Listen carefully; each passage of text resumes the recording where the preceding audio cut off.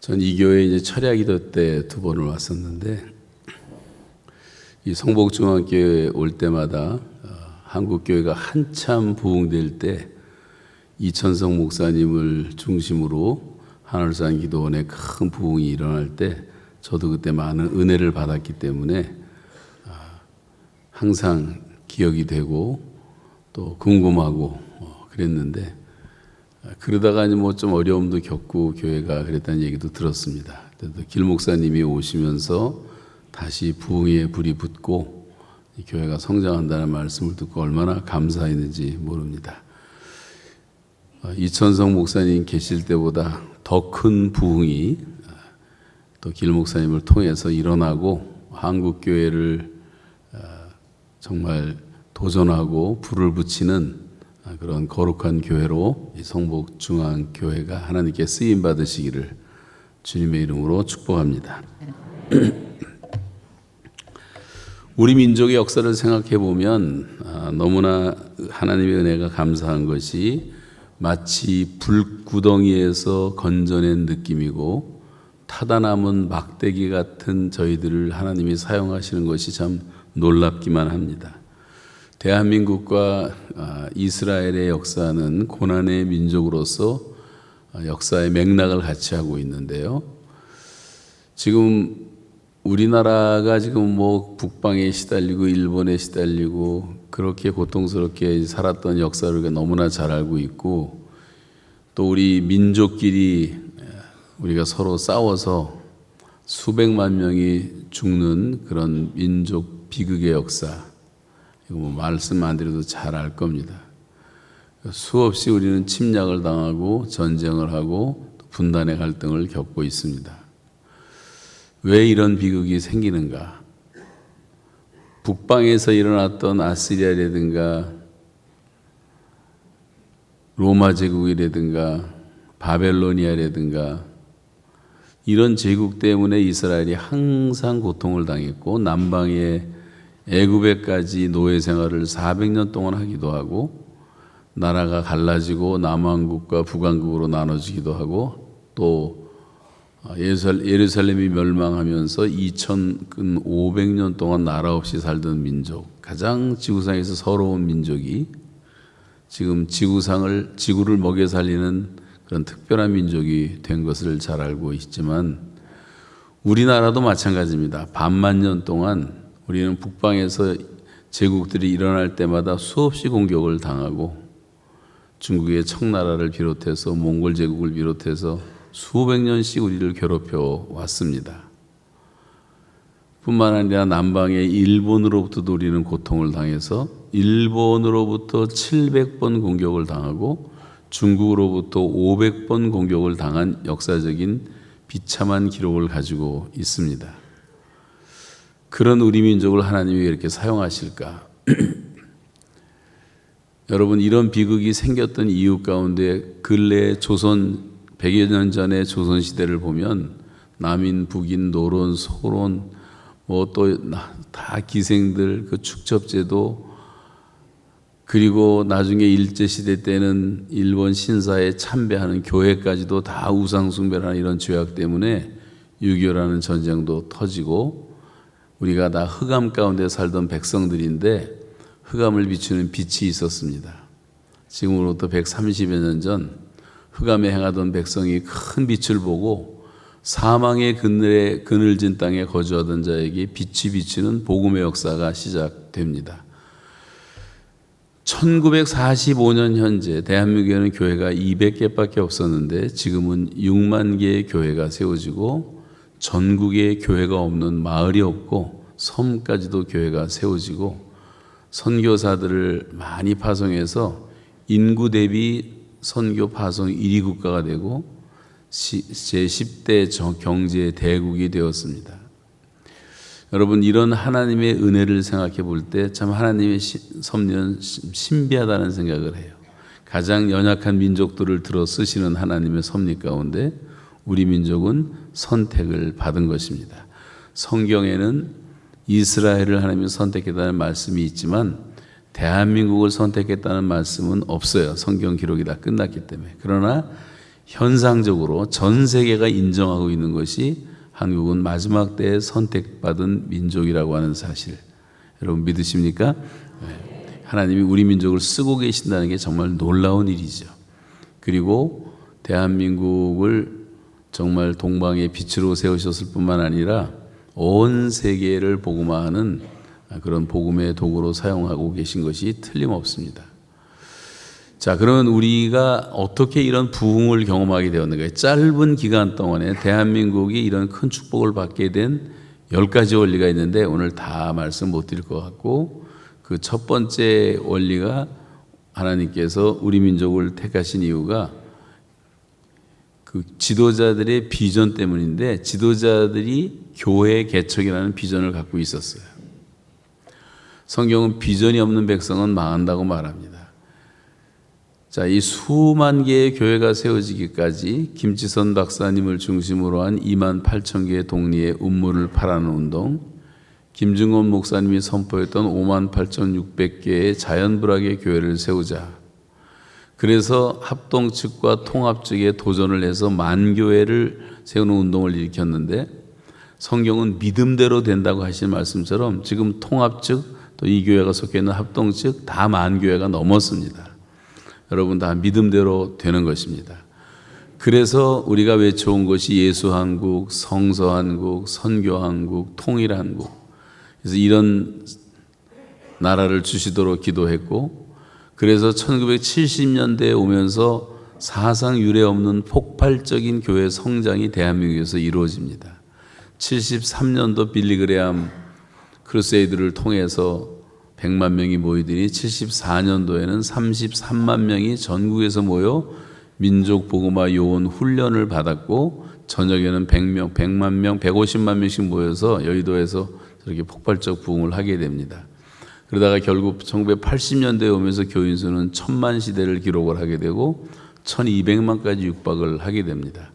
그러다가 88년 올림픽 끝나고 GNP 29,000불 시대, 지금은 35,000불 시대가 오면서 교회는 성장을 멈추고 그리고 마이너스 성장을 기록합니다. 죄악이 너무 많아진 거죠.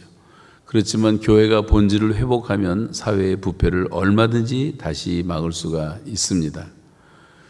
교회는 소금과 빛이 되어야 되고, 또 아름답고 건전한 문화를 창조하는 기관이어야 되고, 대한민국의 인재들, 세계의 인재들을 양성하고 사회를 거룩하게 만드는 성시화 운동, 사회 부흥 운동을 일으키고, 교회가 바로 서면 모든 어둠을 다 쫓아내게 돼 있습니다.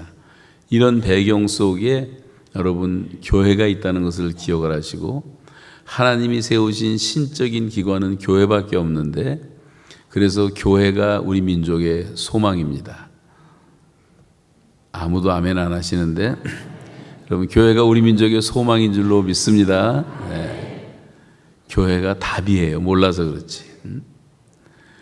교회는 우리나라 현재 지금도 가장 어려운 일, 가장 힘든 일, 가장 고통스러운 일들, 사회를 위해서 봉사하는 일의 80%를 다 교회가 하고 있는 거예요. 그런데 교회가 뭐 조금만 잘못하면 이것이 알고 싶다, 저것이 알고 싶다 난리를 치는 이유가 이 사탄의 세력이 세상을 지배하고 있기 때문에 교회를 반대하는 반기독교 문화가 얼마나 많은지 몰라요. 엔티 크리스찬들이 얼마나 많은지 몰라요. 엔티 불교도 없습니다. 엔티 마호멧도 없습니다. 엔티 유교도 없어요. 오직 기독교 하나만 엔티들이 많은 거예요.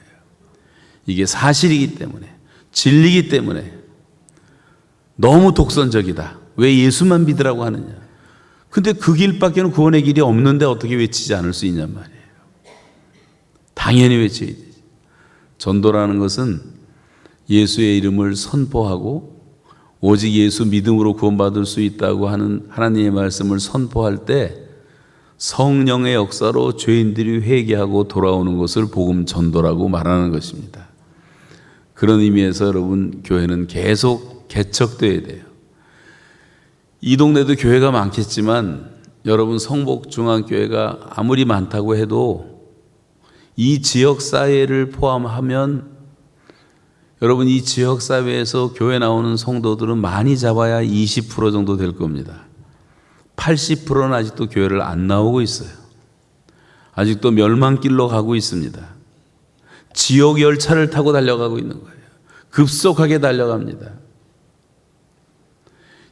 천국 열차로 갈아타려면 예수 그리스도를 전해서 예수님을 통해서 일로 옮겨 타야 되는데 복음을 전할 때만 그것이 가능하단 말이죠. 그런 면에서 교회가 할 일은 아직도 많이 있는 것입니다. 그래서 한국 교회는 교회를 개척했기 때문에 한국 교회는 그렇게 지금 부흥될 수가 있었어요. 두 번째가 이제 계층 복음화 운동이라고 할 수 있는 건데 한국 교회는 모든 계층을 다 복음화 시킵니다. 계층이라는 것은 연령별로도 나눌 수가 있고 경제적으로도 나눌 수가 있고 하층민도 있고 부여층도 있고 중산층도 있고 직업군도 많습니다.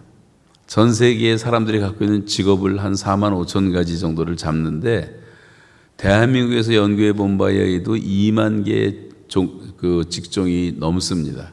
그래서 이 계층별로 복음화하는 것은 굉장히 중요한 거예요. 여러분 80년대 90년대 오면서 한국엔 특별한 교회들이 많이 생겼어요. 저 하영조 목사님이 시작되었던 연예인 교회가 지금 예능 교회가 됐습니다만 대한민국의 연예인들이 수백 명이 모여서 한때는 부흥 강사들이 전국을 다니면서 부흥회를 하고 연예인들이 다 와서 간증을 해주고 전도의 열기가 굉장히 생겼던 것을 기억하실 겁니다. 올림픽 때마다 바르셀로나 올림픽 때는 금메달리스트의 90%가 다 크리스찬들이었어요. 그러면서 스포츠맨들을 중심으로 선교가 활발히 일어났어요. 최익인 교회가 생겼습니다. 우리나라의 젊은이들 60만 명이 군대를 가 있는데 전군 신자와 운동이 생겨서 지금도 1주, 2주에 5천 명씩 진중 세례를 받고 있습니다. 엄청난 이 복음화 전략이었죠. 창조과학회가 생겨서 창조과학 교과서가 생기기 시작하고 대통령 조찬기도회가 생기고 국가 조찬기도회가 생기고 대전에 가면 대덕단지라는 곳에 있는데 지난번 연합회에서 한번 오라 해서 갔더니 이 큰 교회에 한 2천 명 모였는데 대부분 다 박사들이었어요. 크리스찬들이 얼마나 박사들이 많은지 몰라요. 대기업 삼성이라든가 LG라든가 현대라든가 모든 기업 안에는 다 직장 선교라는 것이 아주 구체적으로 활동을 하고 있습니다. 또 교육자 선교에도 있어서 중고등학교 선생들, 대학교 교수들, 장학사들 이런 사람들이 모여서 열심히 또 선교 공부를 하고 있고 또 대학생 캠퍼스 전도하는 단체도 지금은 많이 약해지고 있지만 굉장히 많고 지난번에 갔더니 여기 동대문 시장 선교회라는 곳이 있더라고요. 올해서 갔는데 동대문 시장 선교회를 하는 장로님이 40년 됐다. 40년 동안 그 일을 하는 분들도 계세요. 남대문 시장, 동대문 시장 선교회도 있고 시니어만 선교하는 데도 있고 또 매스컴 선교회도 많습니다. 매스컴도 뭐 라디오, TV를 비롯해서 책들을 비롯해서 얼마나 많은지 몰라요. 병원 선교회는 말할 필요도 없고 기독교 교도소도 생겨나고 금융계에서 선교하는 분들도 많고 외국인 노동자들이 이제 200만 명 이상이 들어와서 각 나라에서 선교하고 있는데 그 나라를 우리가 가야 되는데 하나님이 다 보내주셨어요. 탈북자만 3만 4천 명이 우리 옆에 살고 있고 고려인들이 스탈린에 의해서 강제 이주 정책으로 흩어졌던 러시아에 살던 고려인들 가운데 8만 5천 명이 지금 한국에 와서 살고 있습니다. 조선족은 100만 명이 들어와 살고 있습니다. 그 외에 다른 민족들을 다 합하면 300만의 외국인 노동자가 살고 있는데 그 선교도 굉장히 중요한 거죠. 그래서 그런 선교를 하는 분들도 많이 있습니다. 뭐 이런 단체들을 말하자면 끝이 없는데 특별히 저는 캠퍼스 여기 바로 앞에 고려대학이 있는데 이 교회 고대 학생들이 많이 나오는 것을 제가 알고 있습니다만 여기 고려대학 학생이 한 1,000명씩 나오면 좋겠어요. 그래서 캠퍼스를 복음화하는 게 얼마나 중요한지 모릅니다. 저는 이 고대 CCC를 담당해서 몇 년을 제가 고려대학에 와서 전도한 적이 있었는데 이 대학생 복음화라는 것은 못자립한 전도와 같아서 의대생들을 전도하면 의사들이 예수 믿게 되고 법대를 전도하면 법관들이 예수를 믿게 되고 농가대학을 전도하면 농촌 복음화가 되는 것이고, 여러분 못자리판이 굉장히 중요합니다. 이 교회가 고대 앞에, 이 정문 앞에 있다는 것은 특별한 상징적 의미가 있는 거예요. 여러분 고려대학을 지나갈 때마다 기도하시고, 저 학교의 학생들이 다 이 교회를 보고 찾아와 예수 믿게 해달라고 기도하셔서 500명, 1000명씩 모여서 성경 공부를 하는 교회가 되면 얼마나 좋겠습니까? 여러분 그 일을 위해서 정말 기도하시기를 바랍니다. 그래서 캠퍼스 복음화라는 것은 민족 복음화의 핵심이라고 할 수가 있어요. 오늘의 대학 복음화는 내일의 세계 복음화라고 말을 합니다. 그래서 같은 직업, 같은 계층 이 사람들에게 복음을 전하고 제자를 세웠기 때문에 역동적인 선교운동이 대한민국에서 일어난 거예요. 의사들을 중심하는 의료 선교도 굉장히 활발하고, 외교부가 저는 제일 훌륭하다고 생각하는 것 중에 하나가, 외교부의 대사들 가운데는 장로님들이 많이 계시는데 외교부를 통해서 선교운동이 엄청 일어났어요.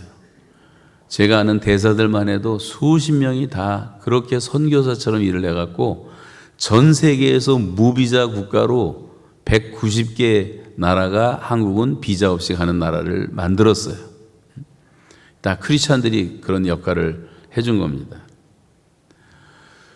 거기다가 뭐 지금 여기 아까 다 말했지만 요새 별게 다 생겨요. 뭐 택시기사 선교회도 그 회장을 만났는데 아주 불덩어리더라고요. 그 기사님이 얼마나 열심히 전도를 하는지. 재소자들 하는 사람도 있고, 태권도 선교회도 있고. 그래서 이제 두 번째 원리는 계층 복음화가 이루어졌다. 여러분은 다 어떤 계층인가 다 속해 있습니다. 경제적으로, 사회적으로, 연령적으로 내가 속해 있는 그 계층을 복음화시키는 것은 굉장히 중요한 거예요. 옛날에는 이발사라든가 미용사라든가 이런 분들은 목요일 날 쉬었거든요. 그래서 목요 예배라는 게 있었어요. 지금은 예배를 이렇게 한 번만 드릴 필요도 없습니다. 사회가 너무 복잡해졌기 때문에 월요일 날 쉬는 사람이 있고 화요일 날 쉬는 사람이 있고 다 달라요. 그래서 우리가 열심히 전도하면 월화수목금 일주일 내내 여기서 예배 드릴 수가 있고, 뭐 1, 2부, 3부, 4부, 5부 예배를 드릴 필요가 없이 일주일 내내 드리면 그게 복잡하지도 않잖아요. 얼마든지 가능합니다. 365일 하루 3번씩 예배 드리는 교회를 제가 브라질에 가서 봤는데 정말 놀랍더라고요. 30만 명이 모이는데 365일 하루 3번 예배를 드리는데 예배당이 꽉 차는 거예요. 1년 내내. 여러분 이 예배당을 뭐 가지고 천국 갈 것도 아니고 일주일 동안 텅텅 비어 있는 것처럼 비경제적인 게 어디 있습니까? 내 집을 채우라고 주님 말씀하시는데 열심히 전도해서 지금 전도운동도 일으키는 것으로 알고 있고, 지금 주일학교, 여름성경학교도 시작됐고, 청년들 단기선교도 시작됐고, 이런 계절에 다시 한번 교회의 부흥이 왔으면 좋겠고, 여러분 전도에 다시 열기가 생겨났으면 좋겠습니다. 자, 세 번째 원리는 기도운동인데요. 세계 선교를 할 수 있는 국가의 조건이 3가지가 있는데, 첫째는 영적인 엄청난 부흥을 경험한 역사를 가지고 있는 민족만이 세계 선교를 할 수가 있어요. 둘째는 경제적으로 막강한 능력이 있어야 돼요. 세 번째는 맨파워가 있어야 돼요. 인력이 있어야 돼요. 우리나라는 이 3가지를 다 갖췄습니다. 우리나라는 지난 30년 동안 선교 사상 유래를 찾아볼 수 없는 엄청난 부흥을 저와 여러분이 다 몸으로 겪은 사람들이에요. 그래서 다른 민족을 가르칠 수가 있습니다. 뿐만 아니라 한국은 하나님이 경제에 기적을 베풀어 주셔가지고 지금 세계 경제 대국이 되었고, 모든 세상을 섬길 수 있을 만한 능력을 주셨기 때문에 여러분 선교는 다 돈이에요. 가서 병원 세워야죠. 학교 세워야죠. 구제사업 해야죠. 가난한 사람 도와줘야 되죠. 이 복음과 빵은 같이 가는 겁니다. 예수님께서도 그렇게 하셨던 것처럼. 그 돈이 필요한데 경제력이 없이 어떻게 선교를 하겠습니까? 미국을 보세요. 영국을 보세요.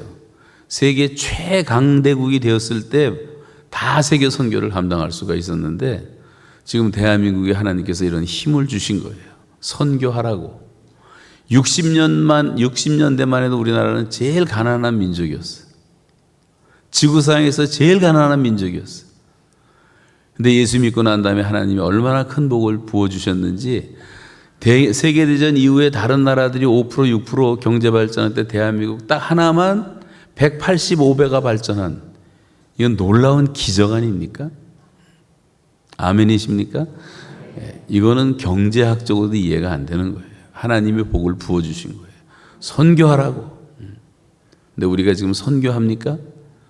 엉뚱한 짓 하고 있고, 그 물질을 가지고 낭비하고 사치하고 향락하고, 베드로 사도가 말했던 것처럼 너희가 음란과 정욕과 술 취함과 방탕과 향락과 무법한 우상 숭배를 하여 이방인을 따라가던 삶이 지나간 대로 족하지 않느냐? 왜 또 그 짓을 하느냐? 개가 토했던 것을 또 먹고, 개가 토하면 또 먹어요, 그걸. 잠언 26장 11절에도 보면 그 개 얘기가 나오고, 베드로서에도 나오는데, 돼지를 시켜놨더니 시궁창에 뒹굴고, 왜 또다시 그런 죄 가운데 머물고 있느냐? 왜 그 버렸던 죄를 금식하며 기도하며 회개하며 다 토했던 죄를 왜 또 꾸역꾸역 먹고 있느냔 말이에요. 온 세상 돌아다니면서 남자들은 성적 범죄를 저질러 가지고 베트남에, 캄보디아에, 필리핀에 피코노가 지금 3만 명이에요. 3만 명. 처녀아이들을 건드려서 임신시키고 도망 나온 놈들이 너무 많아가지고, 아버지 주소 하나 들고 지금 한국의 골목을 뒤지는 애들이 얼마나 많은 줄 아십니까? 저 남미까지 가서 그 짓들을 하고, 그런 짓 하라고 경제적인 복을 줬냔 말이에요. 온 세상 다니면서 못된 짓 하고, 다 음란한 사회가 돼가지고, 대한민국 전체에 보면 시골 저 논바닥에도 왜 그렇게 러브 호텔이 많아? 하루에 여자들이 3,000명이 낙태를 해. 1년이면 120만 명이에요. 애를 안 낳는 게 아니에요. 저출산이 아니에요. 아이들을 다 어머니 태에서 죽이고 있단 말이에요, 지금. 이런 죄를 회개하지 않고 우리가 쓰임받을 수 있겠습니까? 선교에 좀 역량을 집중시켜서 하나님의 은혜를 갚고 복음을 전해야 될 책임을 갖고 있는데, 경제가 이렇게 부흥되는데 우리가 얼마나 헌금하냔 말이에요. 한국 교회가 선교 헌금하는 선교 헌금은 여자들이 입술 바르는 립스틱이 매출액보다도 작아요. 무슨 선교를 한다고 말할 수가 있겠어요? 그런 면에서 우리가 회개할 것이 많습니다. 지금 여의도에서 그 옛날에 선교에 도전해서 선교사로 나가겠다고 일어난 사람이 10만 명이라서 10만 명. 근데 지금 3만 명밖에 안 갔어. 7만 명 어디 다 숨어 있는 거야. 숨어 있든가 잊어버렸든가. 여러분 가운데 그런 사람이 있으면 하나님과의 약속을 지키셔야 돼요. 1년이라도 선교해보고, 안 되면 6개월이라도 다녀보고, 복음에 한번 순종해 보세요. 그런 맨파워가 아직 얼마든지 있기 때문에 한국은 선교할 수가 있는 거예요.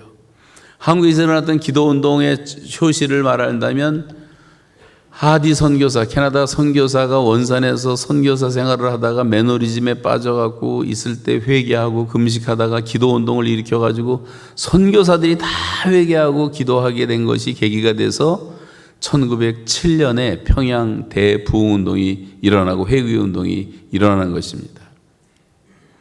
그래서 그 다음부터 우리 한국교회는 기도하는 교회가 됐고, 우리 민족복음화 운동력의 원동력은 바로 기도가 됐어요. 한국교회는 열심히 기도했습니다. 새벽마다 기도했고, 산에 가서 산기도하고, 여러분 한월산에 저희가 CCC가 중심이 돼서 1980년도에 나라와 민족을 위해서 위기가 찾아와서 금식기도 할 때 3만 명이 왔죠. 3만 명이. 금식기도 3일 동안 하는데 3만 명이 왔는데 그 하늘산 기도원에 한 7천 명밖에 꽉 차도 못 들어가기 때문에 그 추운 3월 초에 말이죠. 산에서 몇 시간 기도하고 7,000명 또 바꿔서 들어와서 쉬고 나가서 기도하고 3일을 금식하면서 기도하다가 그때 참여했던 분들은 알겠지만 나라의 모든 위기를 극복할 수 있는 기적이 일어났던 적이 있었어요. 그렇게 나라와 민족을 위해서 늘 기도하는 민족이었습니다.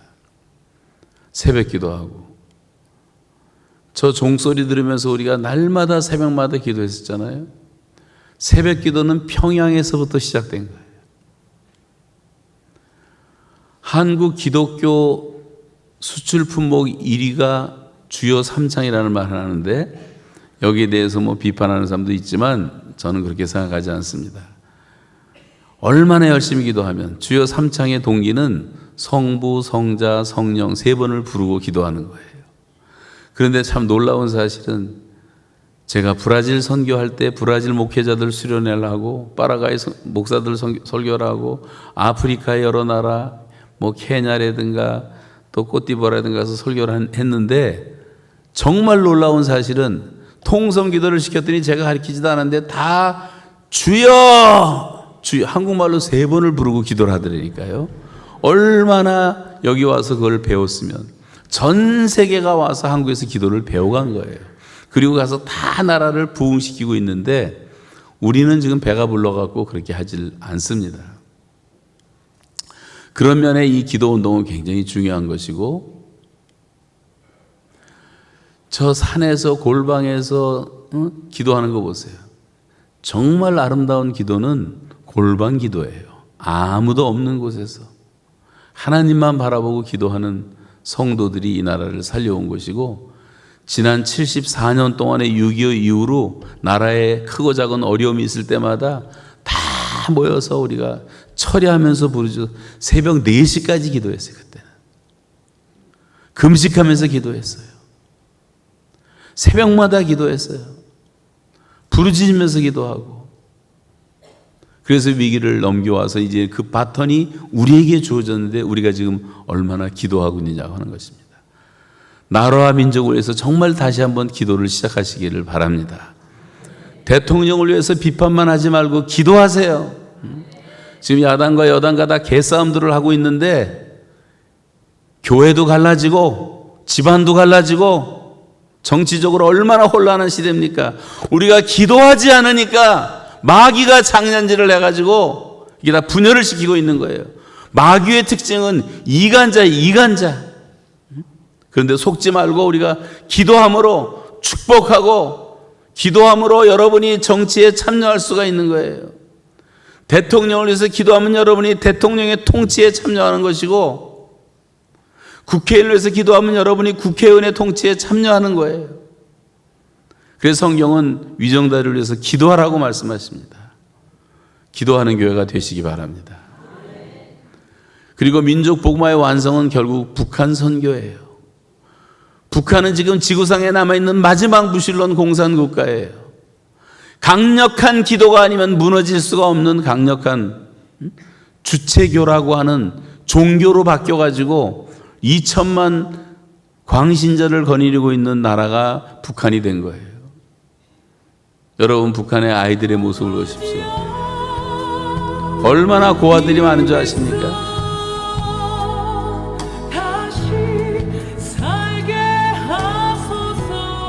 네, 이거 벌써 피부병이 있다는 자체. 몇 살? 어? 가게 가겠습니다. 나 갈라?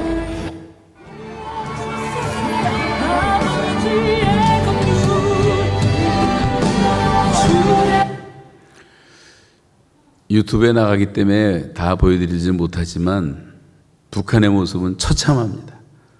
저는 150번 그 땅을 밟았어요. 1994년 김일성 사망하던 날부터 시작해갖고 북한은 땅도 저주받고 바다도 저주받고 사람도 저주받고 짐승도 저주받고 지구상에서 완전히 저주받은 나라가 됐어요.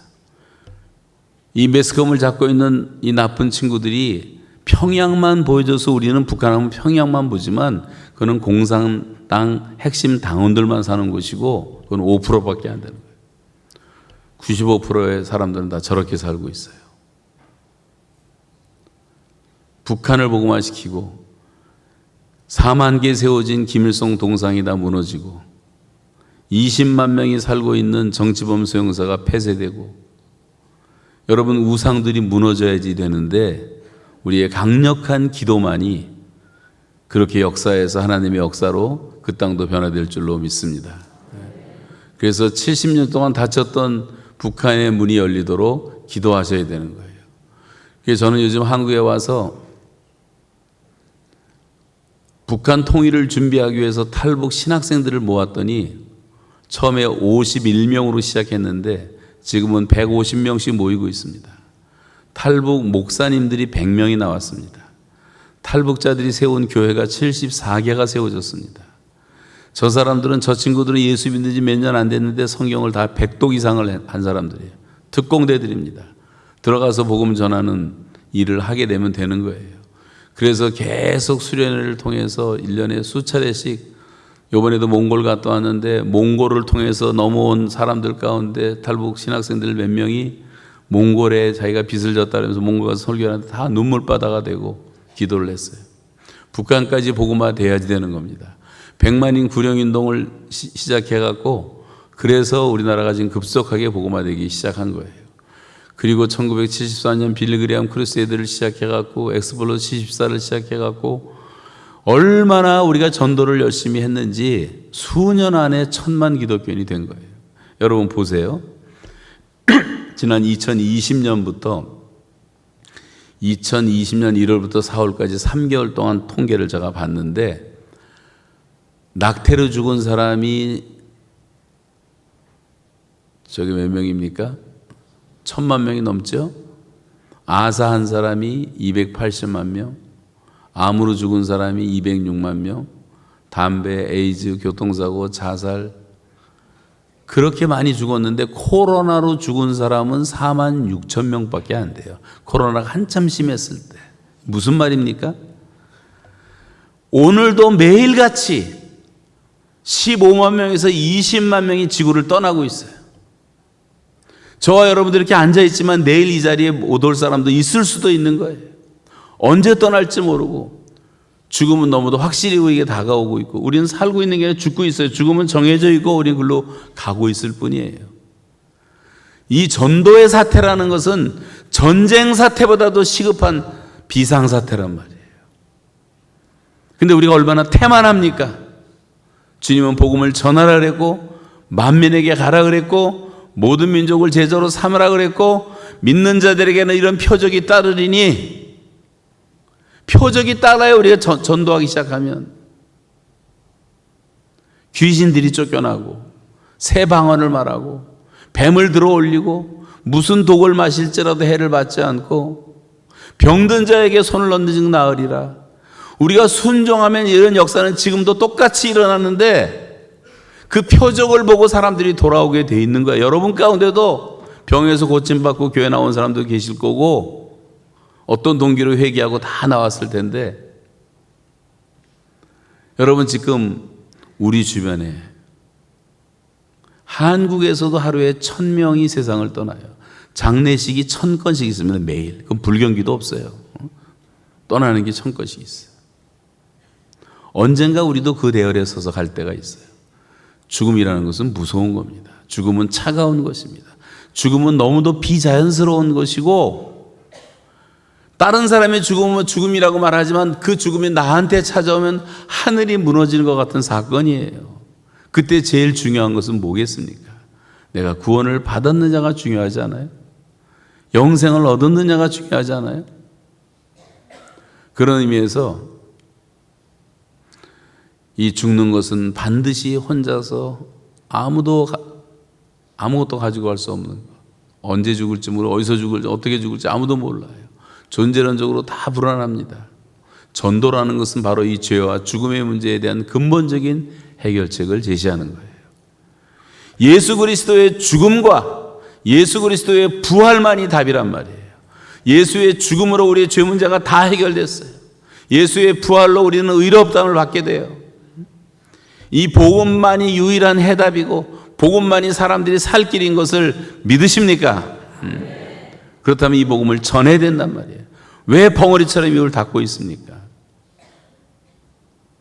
제가 이번에 우리 교회 40주년 돼갖고 김하중 장로님하고 가서 4일 동안 집회를 하고 왔는데 캐나다에 우리 교회 5명 갖고 시작을 했어요. 처음에 우리 개척할 때. 밖에 나가면 한국 사람 보이지도 않아요.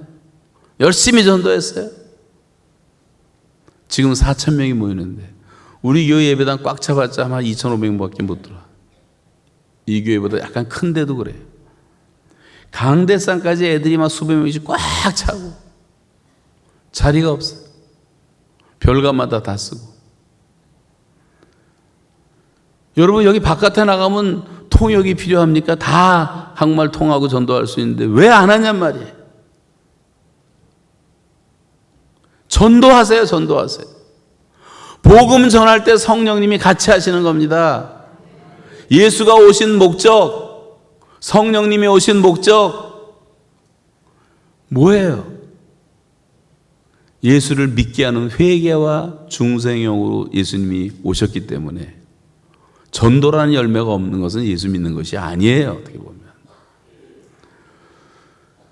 그래서 복음 전하는 게 민족을 살리는 길이에요. 사람이 변하지 않으면 아무것도 변하지 않아요. 왜 전도가 안 되느냐? 안 하니까 안 되는 실천 부족. 또 거기에 대한 훈련이 없어. 또 성령 충만하지 못하니까 담대함이 없어. 기도가 부족해. 나무라는 것은 너무 어려도 열매를 못 맺어. 너무 늙어도 못 맺어. 병들어도 못 맺어. 죽으면 못 맺어요. 이 넷 중에 하나 있기 때문에 열매를 못 맺는 거예요. 내가 신앙이 너무 어리거나 너무 늙어버렸거나 병들었거나. 건강한 나무는 다 열매를 맺게 돼 있는 거예요. 여러분이 정상적인 그리스도인의 삶을 산다면 반드시 열매를 맺게 돼 있는 거예요. 그런 면에서 우리가 왜 전도해야 하는가? 예수님과 사도들이 철저하게 모범을 보여주셨어요. 이건 예수님의 마지막 대위임이고 명령이에요. 예수 없이는 지구상에 구원이라는 것은 없기 때문에, 지금 성령께서 전도하라고 강권하시기 때문에, 믿음이라는 것은 반드시 들음에서 오기 때문에 전도자가 있어야 되는 거예요. 저와 여러분이 건강한 교회가 되려면 전도할 때만 우리가 건강한 교회가 될 수가 있는 거예요. 전도 안 하니까 다 입방아치 다가 교회 갈라지고 싸우고. 당회원들도 정신 차리세요. 당회하느라고 너무 시간 많이 보내지 말고 나가서 전도하세요. 여기 목사님들, 장로님들 전도 안 하는 사람을 목사, 장로라고 할 수가 있겠어요? 복음도 안 전하는 사람을, 고기가 없는 사람을 어부라고 할 수가 있겠냐 말이에요. 고기 잡자는 구호를 외친다고? 고기 잡는 먹이의 특성을 연구한다고? 고기 잡는 장비를 개발한다고? 어부입니까? 고기를 잡아야지 어부예요. 전도를 안 하는 사람은 크리스찬이라고 할 수가 없는 거예요. 그런 면에서 우리가 전도해야 되고 사회의 부흥과 직결되고 이 지역이 성시화되려면 반드시 전도해야 돼. 내 이웃과 가족들에게 줄 수 있는 최고의 선물은 복음밖에 없는 거예요. 영생밖에 없는 거예요. 지금은 혼란한 시대가 돼서 대한민국에도 이단들이 얼마나 많은지, 거짓 선지자, 악의 영들이 얼마나 많은지 지금 수백만 명이 미혹을 당하고 있는데 이 마지막 때에 복음이 전파되지 않아서 그런 거예요.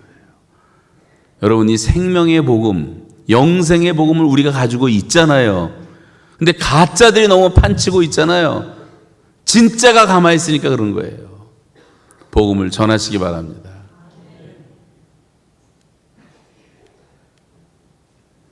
지금은 하나님의 시간이 됐기 때문에 여러분, 우리가 얼마 못 살아요. 해가 질 때가 있어요. 문은 곧 닫힙니다. 기회는 지나갑니다. 여기서 50 넘으신 분들은 빨리 지나갈 거예요. 마지막 기회예요. 하나님 앞에 헌신할 수 있는. 뭐 30대라고 그렇지 않은 건 아니지만 모든 사람이 마찬가지지만, 그래서 열심히 전도해야 되겠습니다. 한 영혼 구원하는 일을 최우선순위로 두고, 어린이 청소년 요거만 잠깐 하고 이제 마치겠어요. 원래 10가지 해야 되는데 5가지밖에 못할 것 같아요. 지금은 어린아이들을 전도할 때입니다. 너희가 돌이켜 어린아이들과 같이 되지 않으면 결코 천국에 들어가지 못한다 그랬고, 어린아이 하나를 영접하면 나를 영접하는 것이라 그랬고, 어린아이를 실족해 하면 연자매에 들어가고 죽으라 그랬어요. 한국교회 부흥의 주역은 어린아이들이었어요. 선교사가 세운 두 기관은 학교와 병원이었어요. 작은 학교를 3,000개를 한국 땅에 세워줬기 때문에 그 미션 스쿨에서 자라는 사람들이 어른이 되면서 교회에 나오고 교회 부흥을 가져왔던 거예요. 여러분, 지금 뭐 이화학당 저렇게 옛날 게 나오지만 그렇게 해서 선교사들에 의해서 부흥이 되고, 여러분 70년대 80년대 때는 여름 성경학교 모이면 수천 명씩 아이들이 모였고, 교사들 강습해야 하는데도 수천 명씩 모였고, 중고등부 학생들도 수없이 모였고, 캠퍼스마다 다 부흥이 되었고, 젊은이들이 막 차고 넘쳤는데, 그리고 실제적으로 어린이 영접률이 제일 높아요. 그리고 세상을 변화시킨 사람들은 다 어렸을 때 예수 믿은 사람이에요. 성경에 나오는 모세도 어렸을 때부터, 사무엘도 어렸을 때부터, 다니엘도, 에스도, 요셉도, 디모데도 다 어려서부터 말씀으로 잘 양육받은 사람이 한 민족을 다스리고 세상을 변화시켰단 말이죠. 링컨도 어렸을 때 어머니에게 배운 성경 한 권 가지고 학교도 못 다닌 사람이 성경 한 권으로 미국이라는 나라를 통치했고 전 세계 역사에 가장 위대한 대통령이 되었잖아요. 아이들에게 성경을 가르친 게 얼마나 중요한지 몰라요. 근데 요즘 한국 교회는 다 지도자들이 가치관이 상업화돼 가고 한 교회 한 학교 세우는 운동을 해야 됩니다. 아이들한테 어려서부터 마땅히 할 길을 가르쳐야 돼요. 10,000개의 미션 스쿨이 한국 땅에 세워져야 되는데 지금 한 1,000개밖에 없어요. 그러면 우리가 교육의 대안이 돼서 대한민국을 살릴 수가 있습니다. 아이들을 다시 살리는 길이에요. 대한민국 자녀들을 초인류 인재로 키우는 유일한 길은 기독교 신앙밖에 없고, 성경을 가르치고 철저하게 가르치고 하나님 경영하는 것을 가르쳐야 되는 거예요. 근데 지도자들의 멘탈리티가 다 상업화돼 갖고, 미안한 얘기지만, 다는 아니지만, 이런 교회는 훌륭한 교회지만 많은 목회자들이 다 장사꾼처럼 돼가지고 아이들은 소모품이고 어른들은 생산품이고, 어른들 뭐 성가대하고 주일학교 교사하고 뭐 봉사하고 어른들에게만 신경을 쓰고 아이들을 소홀히 둔 거예요. 어느 날 뒤돌아보니까 애들이 다 없어진 거예요, 교회에서. 여러분, 이 멘탈리티를 바꿔야 됩니다. 여러분, 점잖게 다 듣고 있는 것 같아도 끝나고 나오면 설교 제목도 기억 못하는 게 어른들이에요. 애들은 떠드는 것 같아도 다 알아들어야 기억하고 있고. 어린아이들이 얼마나 중요한지 몰라요. 어린아이 하나 돌아다닐 때 사회에 저명인사가 온 것처럼 영접을 하고 사랑을 해야지 정상적인 교회라고 생각합니다. 그래서 어린이 부흥에 힘쓰고 청소년들에게 엄청난 투자를 하고, 이 고대 복음화를 위해서 또 엄청 투자를 해보세요. 뿌린 만큼 거두는 거니까. 그래서 제가 반쪽밖에 오늘 못하고 합니다만, 여러분, 우리 민족이 어떻게 복음화 되었는가를 생각하면서 기도하고 다시 민족 복음화 운동의 열기를 다시 일으키고, 그래서 이 성복 중앙교회에 성령의 불이 떨어져서 큰 부흥이 일어나면 이게 전국으로 다 퍼져 갈 것입니다. 길 목사님을 중심으로 정말 놀라운 부흥이 다시 한번 이 교회에 일어나기를, 또 성령께서 기름 부으시기를 예수님의 이름으로 축원합니다.